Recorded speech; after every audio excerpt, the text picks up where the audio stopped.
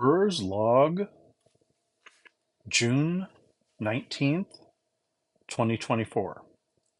So today I got several things done. The first thing I got done today is I went through and tested the specific gravity on all of my meads. It's the ginger mead came out as a 100. The Mountain Dew mead came out at a 1050. The maple syrup mead came out as a 0994, and the Three Flowers mead came out as a 0.9996. At least that's where I'm putting it at. They were both, one was a little lower than the other, but they were definitely well below one. So that was what I got done earlier today. The Three Flowers mead, the maple syrup, and the Mountain Dew all got racked. I did not rack the ginger mainly because as I ended up shaking it up as I was moving it around, and I wanted it to settle back down before I racked it to get it so that it came out a little more clear. So that's where those four are at, and I hope to take care of those more this weekend, but we'll see.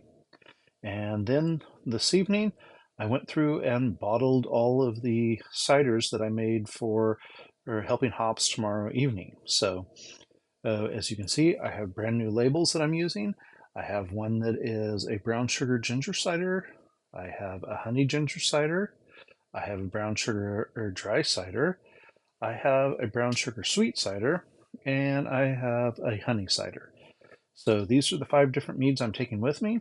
You'll see that there's 4 bottles here that are not labeled. These became the mystery bottles that as we filled up the other bottles that we were taking with us, which in most of these cases, we filled up 2 of the 1 liter bottles, which are what you're seeing here.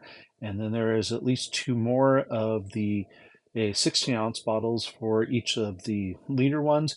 And then there are 4 more of the a brown sugar dry cider that I'm taking with me. So I don't have enough liter bottles to do everything that I wanted to do. So I may need to get myself a few more of those in case, but I'm hoping next year when I do Helping Hops, I will just keg 5 gallons of probably a ginger or cider, either brown sugar or honey.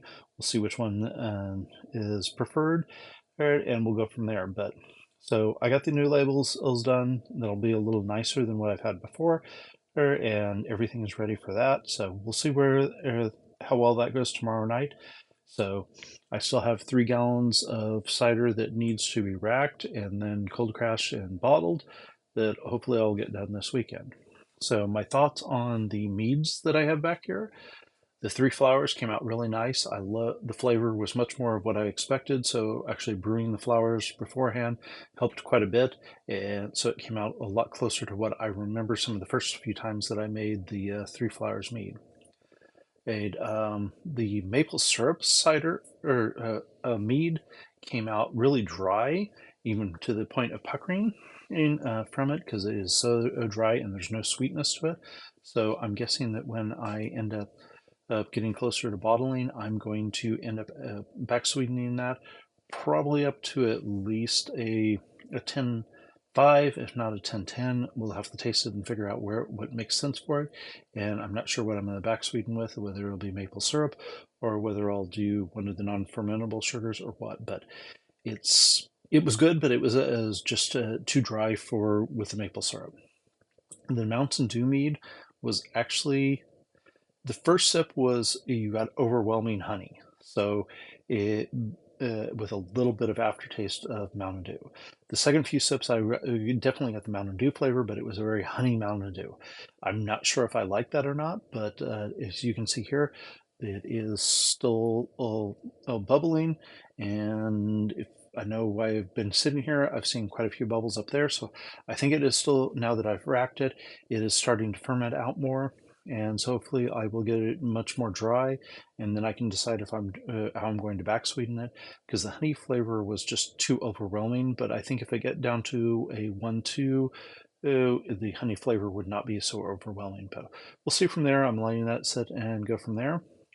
The ginger mead, I ended up shaking it as I was moving it around, and so it was very cloudy. As you can see, it's starting to settle down again. And so I'm hoping that either Friday night or this weekend, I can end up racking it and getting it off of all the lee but it was just too cloudy for me to bracket earlier today.